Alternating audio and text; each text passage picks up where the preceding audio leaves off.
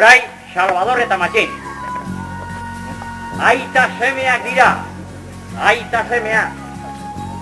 Eta haunitzaldiz gertatzen dena. Aitak dirua egin eta semeak jan. Salvador aita eta Matxin semeak.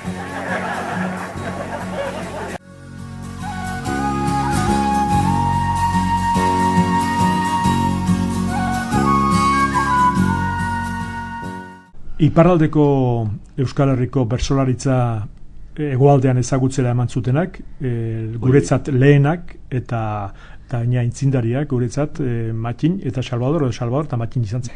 Garai batean ez zira, handikan honea eta hemendik ara etzan inor joaten, berso kantatzera. Eta gero hoiek hasi ziren etortzen. Men oso maiteak izan ziren Matxin eta Salvador, oso maiteak. Eta kategoriko berso festarik egin nahi baldin bazan, hoiek derrigor ekarri behar ziren. Seguru asko Matxin eta Salvadorrek iparraldean baino gehiago kantatu zuten hegoaldean, muga puskatu zuten. Unek lanian harri nau eta beharko dut bai segitu. Herri gozo hau maite dedala, baitzaitzue iduritu. Oroitzapen noi guziak orai Matxinek esan nahi nitu.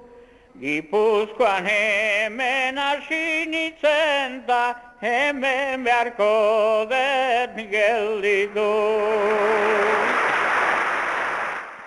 Zer esaten zuen Jose Mari Aranaldek, biengatik. Hoiek zirala Salvador eta Matxin, Don Quijote eta Sancho Panza. Gairik eman gabe kanta zezaten eskatu zioten batian. Eta Matxinek esaten du hemen gaude gubitok eta honek ematen du zea herriko apeza eta ni monagilo. Salvador txisteak eta ipuiak kontatzen hasten zenean eta ikusi egin behar zan. Salvador umore handiko gizona zan. Gizon zerilua zan Matxin ere. Eta bere bersoetan askotan ikusten da zerillo ari dala Matxin. Baina askotan alderdi bat ikusi eta hortan gelditzen gera. Eta beak ere bazeukaten aurlako zerbait. Bazegiten zer paper representatu behar zuten. Baseritar bat, barkatzen ez duen gaiz batez joa, Baionako ospitalean da. Orai jakindu sekulan ez dela sendatuko. Bere Andrea heldu zaio ikusterat. Gure baseritar gaixoa izanen da Salvador, eta haren Andrea Matxin. Berri haundien ikasten Andre bana bila, orai arte atxiki, nuti xili-xila. Zure zenarra laster izanen da hila, abiatzen altzira, merze baten bila. Olako galderikan nik ez baitut ukan, tan ere senarra gori erraten hau bakan. Orai tristezian hasi sakala sakan, frogatzeko eian zenbat maite duta. Gogoan daukat oraindik ere 1973ko otsailean Ainorgan saio batean Jose Mari Aranalde jarri zion gai hura. Zuek ez zakit dakizuten, baina nik bai, zion Aranaldek. Matxinek seme bat du eta seme hori Parisera joan zaio lan beharrez, edo behintzat etxetik Parisera, zioen. Matxinen erantzuna hausi izan zen, negarrez amaitu zuelarik bere saioa. Herri txikiti partitu aiz, Paris herri handira. Aite eta ama etxetikan hor zaudekiri begira.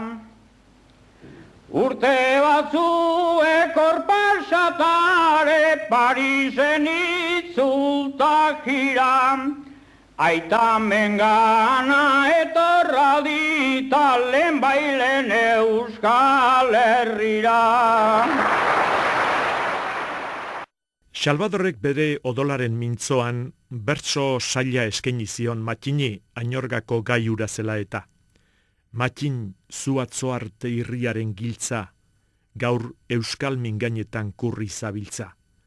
Espiritua duzu argita zorrotza, jendartean omore piztarazle gaitza.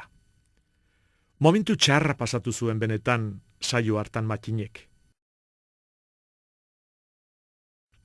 Ni aurrean plazan bizitu noiz, hor Elizonduan, 15 urte. Eta hor gara harta izaten ziren zaharrak eta zorroto bizkedin eta barran, eta haitzen ziena bersutan. Oso honak ez, baino. Hola, berse zahar bat hor Ibarrun zenbeko barri batetik etortzen zen, eta huare bero-berua, eta erretu nuen kanpo atea eta barrantik, eta botoila arma egin, eta gaur ezen bat auto etzen gara erden, eta kamioen erdien eseri, eta be botoila horrekin bersutan egin zen, eta nimuteko gozkorra orduan, aregin hasen nintzen nire bizkat, rima errexenetak eta hola. Horra aurrean dagoen 82 urteko Maria Joana Amona horri zure bertsoak Matxin, esan nion, eta berak bihotza betean. 80 urte eta bidauzkan, delako Maria Joana, horrek ez du esan ez bainan, hori duzu nere ama. Horai duela 60 urte, ni mundura nau emana, ta orai ere kontsolatzeko beti nator zure gana. Zorionean bizi naiz ama, zure semea izanik, bizi guzian oroizapena, zuretza izanen dunik. Zarta gaztiak entzun zazue, egun Matxinek esanik, ez da munduan emakume bat, ama ordain dezakenik.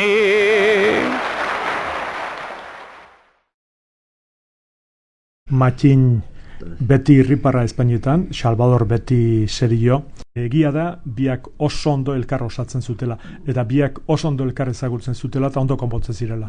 Eta biak alkar maite zuten, eta biak badituzte, alkarri jarritako bersoak, eta hor azaltzen da alkarren lagun eta alkarren maitaleak zirala.